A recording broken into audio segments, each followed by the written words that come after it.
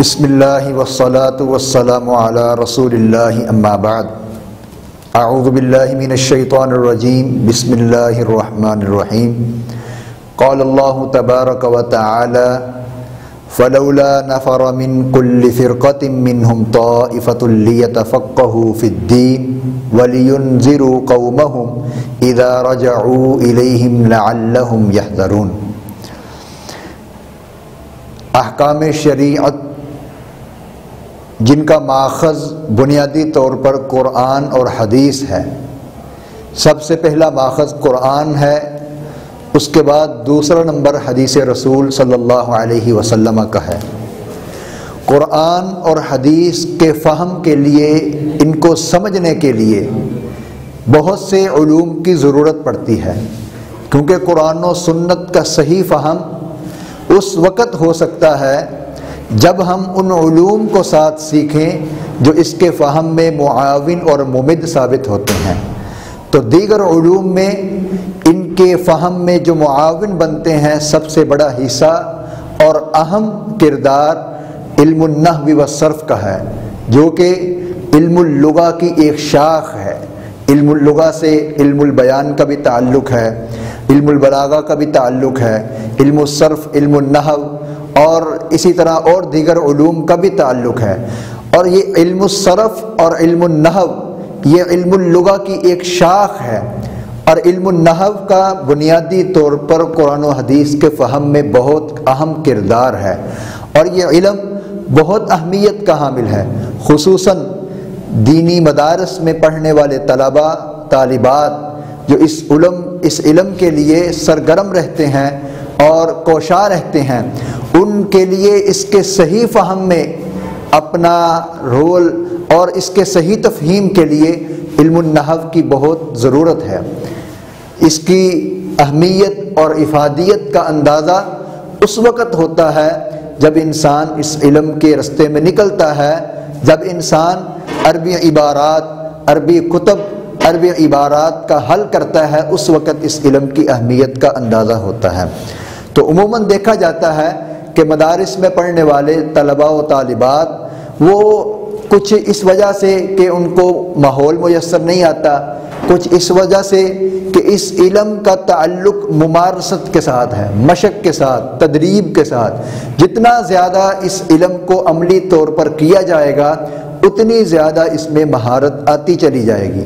جتنا زیادہ اس علم کو وقت دیا جائے گا، ویسے کوئی بھی علم ہو، آپ جس قدر اس کو زیادہ اہمیت دیں گے، وقت دیں گے، اتنی زیادہ اس میں پختگی اور مضبوطی آتی چلی جائے گی۔ تو عموماً دیکھا جاتا ہے کہ دینی مدارس کے طلباء عربی عبارت کے حل میں اور عربی کتب کے پڑھنے میں بہت زیادہ پریشانی کا شکار رہتے ہیں، بہت زیادہ پریشان رہتے ہیں۔ اس کی وجہ یہ ہوتی ہے کہ ان کی بنیاد جو ہے وہ ٹھیک نہیں ہوتی، اور وہ بنیاد علم النحو والصرف ہے، جس کے اوپر، جس کی ممارست کی بنیاد پر، جس کی پختگی کی بنیاد پر ہم اپنی عبارت کو ٹھیک کرتے ہیں۔ جس کی بنیاد اگر ٹھیک ہو، ہم اپنے عربی کتابوں کو پڑھنے میں یہ چیز معاون اور ممد ثابت ہوتی ہے۔ لہذا اسی اہمیت کے پیش نظر اور بعض طلباء کے اصرار پر کچھ ساتھیوں نے ان محاضرات اور دروس کا اہتمام کیا، جو کہ ایک ماہ کے دورے پر مشتمل ہے، علم النحو، جس کا آج کا ہمارا پہلا سبق ہے۔ اس سبق میں ہم اس کی چند مبادیات پر نظر ڈالیں گے علم النحو سے پہلے مقدمے کے طور پر۔ تو کسی بھی علم کو جاننے سے پہلے، کسی بھی علم کو حاصل کرنے سے پہلے 4 چیزوں کا علم ہونا ضروری ہے۔ نمبر 1، کوئی بھی علم ہے، علم النحو ہو، علم الصرف ہو، علم المنطق ہو، علم البلاغہ ہو، ان سب علوم سے پہلے 4 چیزوں کا علم ضروری ہے۔ نمبر 1، اس علم کی تعریف۔ نمبر 2، اس کا موضوع۔ ان سب پر ہم الگ بھی بات کریں گے کہ تعریف کسے کہتے ہیں۔ نمبر 3، غرض و غایت، مقاصد۔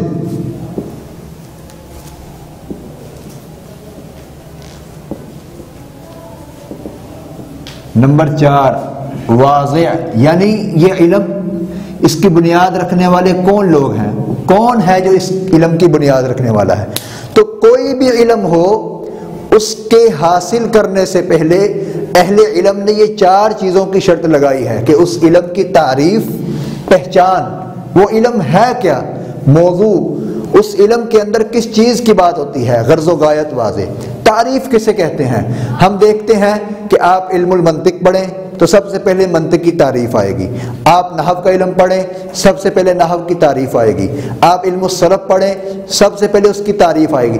تو تعریف کی کیا تعریف ہے؟ یعنی تعریف کسے کہتے ہیں؟ تو کہتے ہیں وہ الفاظ جن کو بول کر، جن کی ادائیگی سے اجنبی چیز کی پہچان ہو جائے، اس کو تعریف کہتے ہیں۔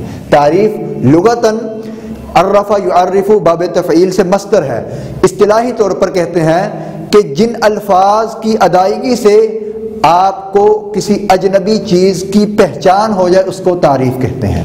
یا الفاظ دیگر یہ کہا جا سکتا ہے ما یمیز الشیء عن غیرہ، کہ وہ چیز جو کسی چیز کو دوسری چیزوں سے ممتاز کر دے، الگ کر دے، اس کو تعریف کہتے ہیں۔ مثلا آپ اس کی تطبیق یہ سمجھیں، علم النحو، نحو کی ہم تعریف پڑھتے ہیں، علماء نے دیگر تعریفات کی ہیں آسان فہم، جو کہ صاحب مختار النحو نے بھی کی ہے، کہ علم النحو وہ ہے جس میں اسم، فعل اور حرف کو باہم ملانے کا طریقہ معلوم ہو جائے اور کلمے کی آخری حالت معرب و مبنی ہونے کے لحاظ سے معلوم ہو جائے۔ مثلا یہ دیکھیں، آپ یہ مثال لے لیں، آسان مثال ہے، ذهب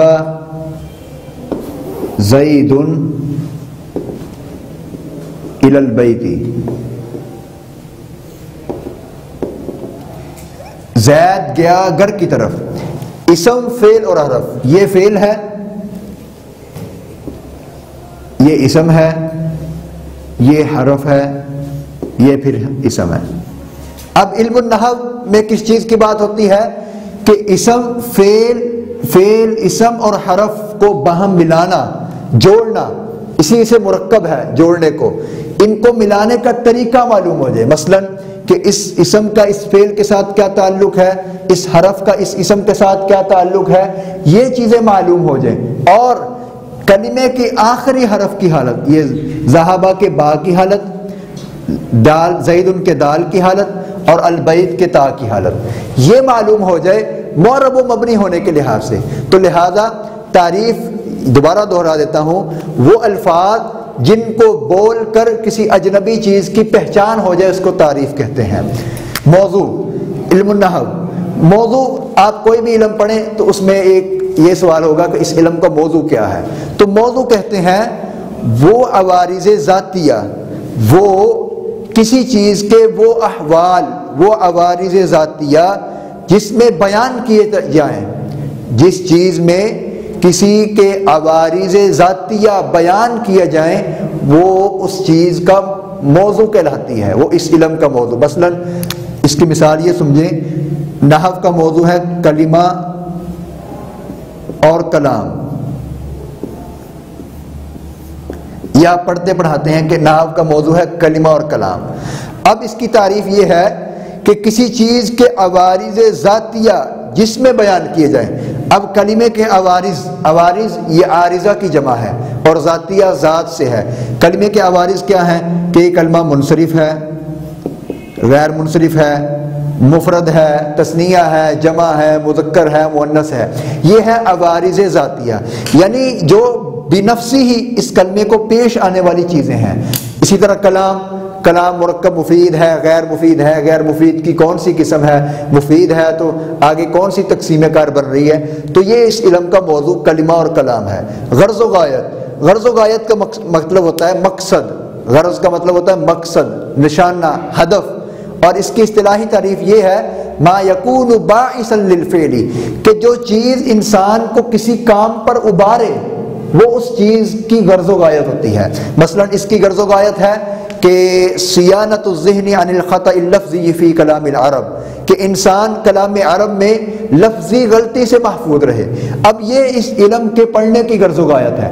اب یہ غلطی سے محفوظ رہنا، یہ چیز انسان کو ابارے گی کہ انسان اس علم کو سیکھے، اس کا فہم حاصل کرے، اس میں محنت کرے. اور آخری چیز ہے واضح، کہ اس کا وضع کرنے والا کون ہے. تو چونکہ اس میں بہت سے اقوال ہیں، مشہور قول جو ہے وہ ابو الاسود الدؤلی، یہ ان کی کنیت ہے ابو الاسود، اور الدؤلی یہ جو ہے نسبت ہے، ان کا نام ہے ظالم بن عمر. تو یہ مشہور ہے کہ یہ اس علم کے واضح ہیں. انہوں نے یہ کچھ قواعد لکھ کر وہ سیدنا علی رضی اللہ تعالیٰ عنہ کے سامنے پیش کیے. تو سیدنا علی رضی اللہ تعالیٰ عنہ نے ان قواعد کو دیکھ کر فرمایا ما احسن هذا النحو الذي قد نحوت. تو اسی سے اس علم کا نام علم النحو رکھا گیا. تو آج کے ہمارے سبق کا خلاصہ یہی ہے کہ کسی بھی علم کو جاننے سے پہلے 4 چیزوں کا جاننا ضروری ہے. اس علم کی تعریف، موضوع، غرض و غایت اور واضح. تو کل اگلے سبق میں انشاءاللہ جو ہے اگلی تقسیم کار بیان ہوگی. السلام علیکم ورحمۃ اللہ وبرکاتہ.